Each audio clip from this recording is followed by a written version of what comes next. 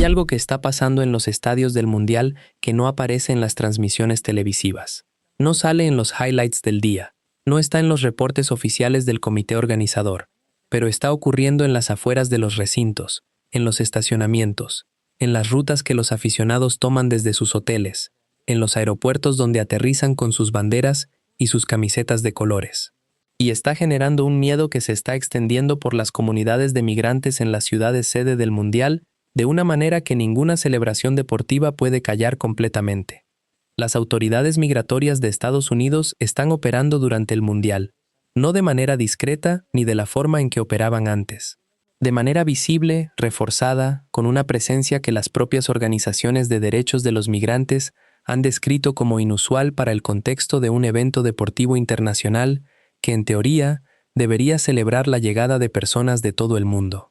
Y eso está afectando a mexicanos, a colombianos, a senegaleses, a marroquíes, a personas que viajaron miles de kilómetros para ver a sus selecciones, que pagaron dinero que en muchos casos representó meses de ahorro, que llegaron con sus documentos y con la ilusión de vivir el evento más grande del fútbol mundial, y que están encontrando un ambiente que en algunas ciudades sede de Estados Unidos se siente muy diferente a la bienvenida que el fútbol promete. Vamos a contar esta historia completa, sin exagerar lo que está pasando porque la verdad ya es suficientemente seria como para no necesitar exageración, y sin minimizarlo porque el impacto sobre comunidades reales de personas reales merece ser contado con toda la claridad que tiene. Hay algo en esta historia que conecta con algo mucho más amplio sobre lo que está pasando en Estados Unidos en este momento, y que tiene consecuencias que van mucho más allá del Mundial. Eso viene más adelante. No te vayas. Empecemos por el contexto, porque sin entender el entorno en que esto está ocurriendo, las acciones específicas no tienen su dimensión real. La administración Trump llegó a su segundo mandato con una agenda migratoria que es la más restrictiva que Estados Unidos ha implementado en décadas. No es una exageración ideológica decir eso. Es la descripción que los propios funcionarios de la administración usan cuando hablan de lo que están haciendo. Han aumentado los recursos destinados a la aplicación de las leyes migratorias de manera significativa. Han expandido los criterios para determinar quién es prioridad para la deportación, de manera que ahora incluyen categorías que antes no eran objetivo primario de los operativos. Han reducido las protecciones que existían para ciertos grupos de migrantes en situación irregular, y han enviado señales muy claras de que la aplicación de las leyes migratorias va a ser más agresiva e indiscriminada de lo que era en periodos anteriores. Ese entorno general es el telón de fondo sobre el que se desarrolla todo lo que está pasando durante el Mundial. No hay una política específica que diga que los aficionados del Mundial son el objetivo de los operativos migratorios. No hay una orden ejecutiva que instruya a los agentes del ICE a hacer redadas en los estadios. Eso hay que decirlo con claridad, porque la honestidad importa tanto como la denuncia de lo que sí está pasando. Pero lo que sí está pasando es que el ambiente general de aplicación agresiva de las leyes migratorias no hace una pausa por el Mundial. Los agentes del ICE siguen operando en las ciudades sede.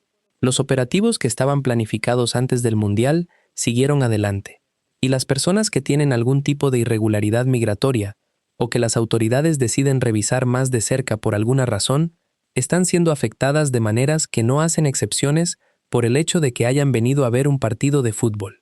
Las organizaciones de derechos de los migrantes en ciudades como Los Ángeles, Dallas, Nueva York, Seattle, ciudades que tienen tanto grandes comunidades de migrantes como partidos del Mundial, empezaron a reportar desde las primeras semanas del torneo que había un nivel de actividad del ICE que sus equipos de monitoreo describían como elevado para el periodo. Detenciones en áreas cercanas a donde se concentraban aficionados del Mundial. Controles en estaciones de transporte que los aficionados usan para llegar a los estadios. Presencia de agentes en zonas donde la actividad turística internacional era visible y donde era previsible que hubiera personas con distintos estatus migratorios. Esas organizaciones no dijeron que había redadas específicamente en los estadios ni que el objetivo de los operativos era exclusivamente los aficionados del Mundial.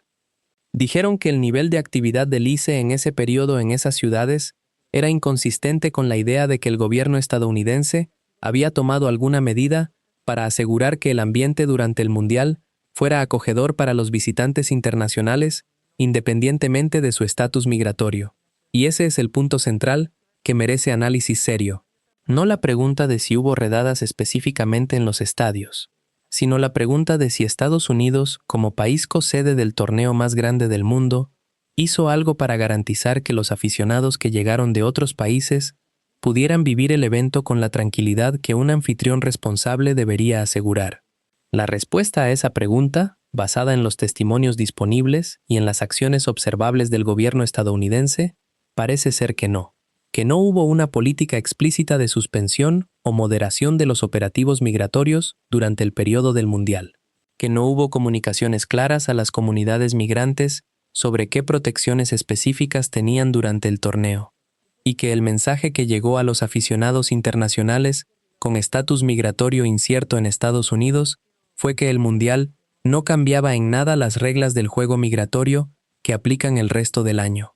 Ese mensaje tuvo consecuencias concretas, y esas consecuencias están siendo documentadas por organizaciones civiles, por periodistas y por los propios aficionados que las vivieron o que decidieron no vivir el Mundial en las sedes estadounidenses precisamente por miedo a esas consecuencias. La primera consecuencia más documentada es el miedo. Un miedo muy concreto que afectó las decisiones de muchos aficionados sobre si ir o no ir a los partidos que se jugaban en ciudades estadounidenses. Personas que tenían entradas para partidos en Dallas o en Los Ángeles que decidieron no usarlas porque el riesgo percibido de tener algún tipo de encuentro con las autoridades migratorias era mayor que el valor del partido. Familias que planearon el viaje durante meses y que a última hora cambiaron sus planes porque alguien de su grupo tenía una situación migratoria incierta y el costo de un problema en ese contexto era demasiado alto. Ese miedo no requiere que haya habido una redada en un estadio para ser real y para tener consecuencias reales. El miedo funciona por la percepción de riesgo independientemente de si ese riesgo se materializa en cada caso individual. Y la percepción de riesgo entre las comunidades migrantes en Estados Unidos durante el periodo del Mundial fue suficientemente alta como para afectar el comportamiento de personas que de otra manera habrían participado plenamente en la celebración del torneo. Hay testimonios específicos que ilustran esa realidad de manera muy concreta. Una familia mexicana residente en Houston que tenía entradas para el partido de México en el estadio local y que decidió no ir porque el padre de familia tenía un proceso migratorio pendiente y el miedo de que cualquier control adicional en el área pudiera complicar su situación era más grande que el deseo de ver el partido. Un aficionado colombiano que llegó a Estados Unidos con visa de turista y que después de escuchar los reportes de operativos en la zona, decidió ver los partidos en un bar en lugar de ir al estadio porque se sentía más seguro en un espacio cerrado que en las áreas públicas alrededor del recinto. Un grupo de aficionados marroquíes que cambiaron su itinerario original que incluía partidos en 2 ciudades sede estadounidenses y decidieron ver solo los partidos en México porque el ambiente en las sedes mexicanas era descrito por sus conocidos como completamente diferente. Esos testimonios individuales son representativos de una dinámica más amplia que tiene impacto sobre la experiencia del Mundial en las sedes estadounidenses de maneras que son difíciles de cuantificar exactamente, pero que son reales. Parte de la razón por la que algunos estadios en Estados Unidos no están completamente llenos para ciertos partidos no es solo el precio de las entradas o la falta de cultura futbolística. Es también que hay una parte del público que debería estar ahí y que no está porque el contexto migratorio creó barreras que en otras circunstancias no existirían. El contraste con lo que está pasando en las sedes mexicanas es tan dramático que resulta difícil creer que estamos hablando del mismo torneo. México, que tiene sus propios problemas con la política migratoria que hemos analizado en otros videos de este canal, tomó decisiones específicas para el Mundial que crearon un ambiente completamente diferente para los visitantes internacionales. Las instrucciones para el personal de migración y seguridad en los aeropuertos de las ciudades sede mexicanas incluyeron protocolos específicos de no discriminación y de trato igualitario independientemente del origen del visitante. No hubo operativos migratorios especiales en las zonas donde se concentraban los aficionados. Y el mensaje general que México transmitió fue el de un anfitrión que quería que todos los que llegaran a su territorio para el Mundial pudieran disfrutar del evento sin que su estatus migratorio fuera un factor de estrés o de miedo. El resultado de esa diferencia de enfoque es visible en los datos de ocupación de los estadios y en los testimonios de los aficionados que eligieron México sobre Estados Unidos o que ajustaron sus itinerarios para maximizar el tiempo en territorio mexicano y minimizar el tiempo en territorio estadounidense. Un aficionado senegalés que hizo ese cálculo de manera muy explícita en las redes sociales escribió que él y su grupo habían decidido basar sus operaciones en Ciudad de México y hacer un solo viaje a una ciudad sede estadounidense para ver un partido específico, regresando a México el mismo día, porque el ambiente en México era de bienvenida genuina, mientras que en Estados Unidos sentían que su presencia era tolerada en el mejor de los casos. Ese comentario, que generó miles de respuestas de personas de múltiples países en situaciones similares, captura algo que va más allá del fútbol y que dice algo muy importante sobre la imagen internacional de Estados Unidos en este momento y sobre cómo esa imagen contrasta con la de México en el contexto del Mundial. Pero vayamos a algo que también merece atención porque la historia no es completamente simple, y la honestidad requiere verla en su totalidad. No todo el mundo que tiene alguna irregularidad migratoria en Estados Unidos está siendo afectado de la misma manera durante el Mundial. Las ciudades tienen cierto nivel de autonomía en cómo implementan las políticas migratorias federales y hay ciudades que se han declarado santuario, que tienen políticas de no cooperación con el ICE en ciertos tipos de operativos, donde el ambiente es perceptiblemente diferente al de ciudades sin esas políticas. Los aficionados que llegaron a partidos en ciudades santuario reportaron experiencias generalmente más tranquilas que los que fueron a ciudades donde la cooperación entre las autoridades locales y el ICE es más estrecha. Hay también una distinción importante entre las personas que llegaron a Estados Unidos específicamente para el Mundial, con visas de turista válidas, y las personas que residen en Estados Unidos en situación migratoria irregular. Los primeros tienen generalmente una situación más clara en términos de su derecho a estar en el país durante el periodo de validez de su visa, aunque también han reportado en algunos casos niveles de revisión en los aeropuertos que les parecieron excesivos para visitantes con documentación en regla. Los segundos enfrentan el riesgo que enfrentan todo el año y que el contexto del Mundial no cambió en ninguna dirección significativa. Esa distinción importa porque el problema del ambiente migratorio durante el Mundial no afecta a todos los visitantes de la misma manera y en los mismos grados. Pero afectar de manera diferente a distintos grupos no hace el problema menos real para los grupos más afectados ni menos revelador sobre la naturaleza del ambiente que Estados Unidos como cosede del Mundial está ofreciendo a ciertos tipos de visitantes. Y hay algo que también merece decirse sobre el papel de México en todo esto. Porque México está beneficiándose de la situación de una manera que no es completamente accidental. La diferencia entre el ambiente migratorio en las sedes mexicanas y en las sedes estadounidenses del Mundial está generando un flujo de aficionados hacia México que tiene consecuencias económicas reales y que está siendo aprovechado por el gobierno mexicano de maneras que no siempre son explícitas, pero que son muy reales. Los hoteles en las ciudades sede mexicanas están llenos. Los restaurantes están trabajando a plena capacidad. Los servicios turísticos están generando ingresos que superan las proyecciones originales. Y parte de la razón de esa demanda extraordinaria es que hay aficionados que en otras circunstancias habrían dividido su experiencia del Mundial entre las sedes de los tres países, pero que están concentrando su tiempo y su dinero en México porque el ambiente aquí es más acogedor. Eso no significa que el gobierno mexicano haya diseñado su política de bienvenida durante el Mundial específicamente para aprovechar los problemas migratorios de las sedes estadounidenses. Significa que la diferencia en los enfoques produce diferencias en los resultados económicos que tienen consecuencias para los dos países y que hacen que la gestión del ambiente durante el Mundial sea tanto una cuestión de principios como una cuestión de intereses económicos muy concretos. Ahora hay algo que está pasando en paralelo con los operativos migratorios durante el Mundial, que también merece atención y que tiene una dimensión política que no puede ignorarse. La presencia visible de actividad migratoria durante el Mundial está siendo usada de maneras distintas por distintos actores políticos en Estados Unidos.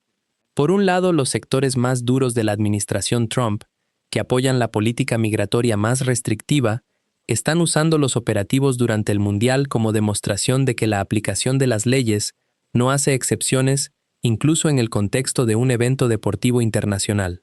Es una señal de que la política migratoria es una política de principios para ellos y no simplemente de conveniencia. Por otro lado, los críticos de esa política, incluyendo organizaciones de derechos civiles, alcaldes de ciudades sede, que tienen intereses económicos en que el Mundial sea lo más exitoso posible en sus jurisdicciones, y algunos republicanos moderados que están preocupados por el impacto sobre la imagen internacional de Estados Unidos durante el torneo, están usando los mismos operativos como argumento de que la política migratoria de Trump está dañando los intereses del país, incluso en un contexto donde Estados Unidos debería estar proyectando una imagen de apertura y bienvenida al mundo. Esa tensión interna dentro del sistema político estadounidense es parte de la historia del Mundial que también merece ser contada porque revela que el problema no es simplemente una decisión unilateral de una administración con poder absoluto. Es el resultado de un debate genuino sobre cuáles son las prioridades de Estados Unidos en este momento y sobre cuánto cuesta la política migratoria más restrictiva en términos de imagen, de relaciones internacionales y de oportunidades económicas. El alcalde de una de las ciudades sede, sin nombrar a administración federal específica, hizo declaraciones en las que señaló que los operativos migratorios durante el periodo del Mundial estaban complicando los esfuerzos de la ciudad por presentarse como una ciudad acogedora para los visitantes internacionales y que ese conflicto entre la política federal y los intereses locales era algo que la ciudad no había podido resolver completamente antes del inicio del torneo. Esas declaraciones reflejan algo que es importante entender sobre cómo funciona el sistema político estadounidense en temas migratorios. Las ciudades pueden tener políticas de santuario, pero no pueden detener completamente los operativos federales en su territorio si el gobierno federal decide ejecutarlos. Pueden reducir la cooperación, pero no pueden crear zonas libres de actividad del ICE de manera absoluta. Y eso significa que el ambiente para los migrantes en las ciudades sede del Mundial es el resultado de múltiples capas de decisiones políticas que no siempre apuntan en la misma dirección. Para los aficionados internacionales que llegaron a las ciudades sede estadounidenses del Mundial, toda esa complejidad política se traduce en una experiencia de incertidumbre que contrasta con la claridad del mensaje que México está enviando. En México el mensaje es simple: vienes a ver fútbol y eso es lo que importa. En Estados Unidos el mensaje es más complicado y depende de en qué ciudad estás, de cuál es tu estatus migratorio, de si te encuentras con agentes locales o federales, y de una serie de variables que hacen que la experiencia sea impredecible, de maneras que no deberían existir en el contexto de un evento que debería ser una celebración sin complicaciones. Esa impredecibilidad es en sí misma un problema. No porque todos los aficionados que llegaron al Mundial en ciudades estadounidenses hayan tenido encuentros negativos con las autoridades migratorias. La mayoría probablemente no los tuvo, sino porque la posibilidad de tenerlos fue suficientemente real para afectar el comportamiento de una parte del público que debería haber estado en los estadios y que no estuvo. Y porque esa posibilidad envió un mensaje sobre el tipo de anfitrión que es Estados Unidos en este Mundial que ningún comunicado oficial puede completamente desmentir. La FIFA tiene una responsabilidad en todo esto que también merece ser señalada. La organización que gobierna el fútbol mundial y que eligió a Estados Unidos como uno de los países sede del Mundial 2026, sabía cuál era el ambiente migratorio en ese país cuando tomó esa decisión. Las políticas de la administración Trump en materia migratoria no son una sorpresa que surgió después de que la sede fue otorgada. Son la continuación y la intensificación de tendencias que ya eran visibles cuando la FIFA eligió cosedes. ¿Hizo la FIFA algún esfuerzo para obtener garantías específicas del gobierno estadounidense sobre el tratamiento de los aficionados internacionales durante el torneo, independientemente de su estatus migratorio? ¿Hay algún compromiso formal del gobierno de Estados Unidos con la FIFA sobre las condiciones en que los visitantes del Mundial iban a ser recibidos? La ausencia de información pública clara sobre esos compromisos es en sí misma reveladora de que el tema de las garantías migratorias para los aficionados no fue tratado con la seriedad que requería. La FIFA tiene precedentes de exigir garantías específicas a los países sede sobre otros aspectos del torneo. Garantías sobre la infraestructura de los estadios, garantías sobre los derechos de transmisión, garantías sobre la seguridad de los eventos. El hecho de que no haya habido garantías igualmente explícitas y públicas sobre el tratamiento migratorio de los visitantes internacionales dice algo sobre las prioridades de la FIFA que los aficionados de los países afectados por las políticas migratorias de Estados Unidos tienen todo el derecho de cuestionar. Ahora vayamos a la dimensión más importante de esta historia, que es la que conecta lo que está pasando durante el Mundial con algo mucho más amplio sobre el mundo en que vivimos y sobre las personas que lo habitan. El fútbol se vende al mundo como el deporte más universal que existe, el que no tiene fronteras porque en el campo lo que importa es el talento y no el origen, el que une a personas de culturas completamente distintas en una celebración compartida de algo que todos entienden sin necesidad de traducción. El Mundial como la fiesta de esa universalidad. El momento en que el mundo se junta para celebrar lo mejor del deporte y de la humanidad que lo practica. Esa narrativa de universalidad es poderosa y en muchos sentidos es genuina. Hay algo real en la capacidad del fútbol de crear conexiones entre personas que en otras circunstancias no tendrían ningún punto de contacto. Hay momentos en los estadios del Mundial que son genuinamente mágicos en términos de lo que producen entre personas de orígenes completamente diferentes.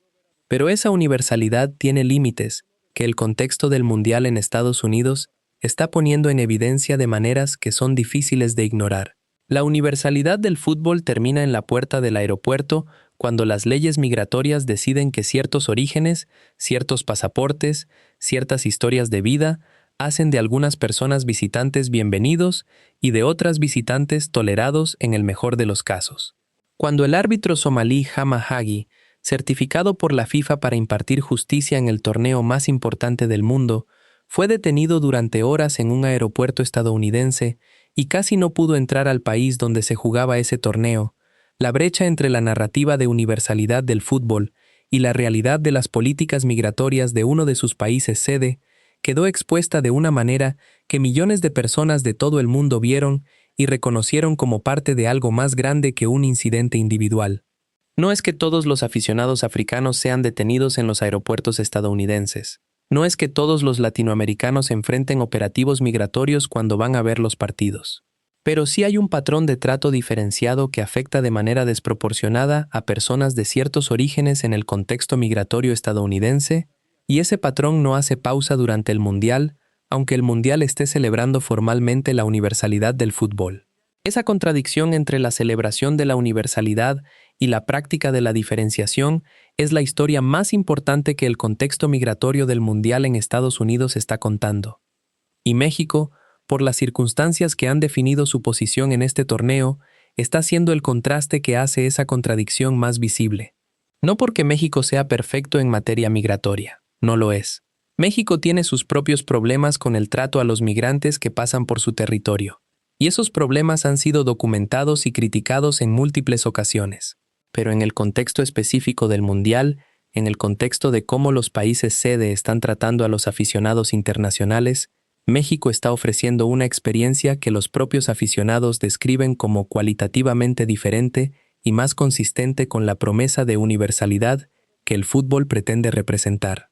Eso tiene valor, un valor que va más allá del fútbol y que dice algo sobre qué tipo de país quiere ser México en su relación con el mundo.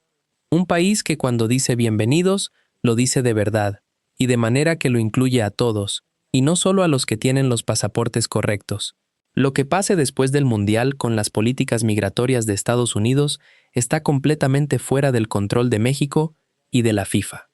Esas políticas van a seguir siendo lo que son, independientemente de lo que haya ocurrido durante el torneo. Pero lo que sí puede cambiar, lo que el contraste entre las experiencias en México y en Estados Unidos durante este Mundial puede producir, es una conversación más honesta sobre la relación entre las políticas migratorias y el tipo de mundo que queremos construir. Un mundo donde la universalidad del fútbol sea algo más que un eslogan de marketing. Un mundo donde el número que está grabado en tu pasaporte no determine si mereces ser recibido con la misma calidez que quien tiene otro número grabado en el suyo.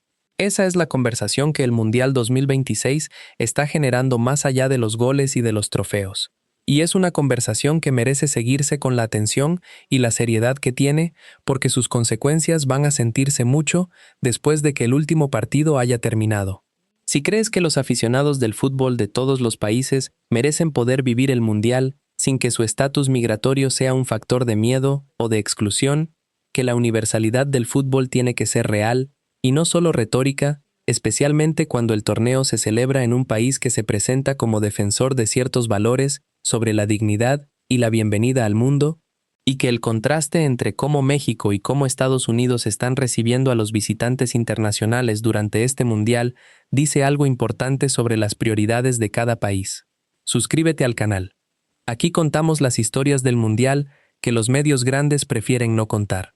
Activa la campana para no perderte ningún análisis, comparte esto con alguien que quiera entender lo que está pasando realmente durante el torneo, más allá de los resultados deportivos.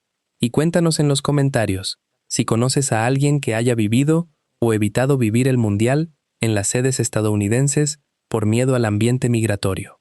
Esa historia merece ser escuchada. Nos vemos en el próximo video.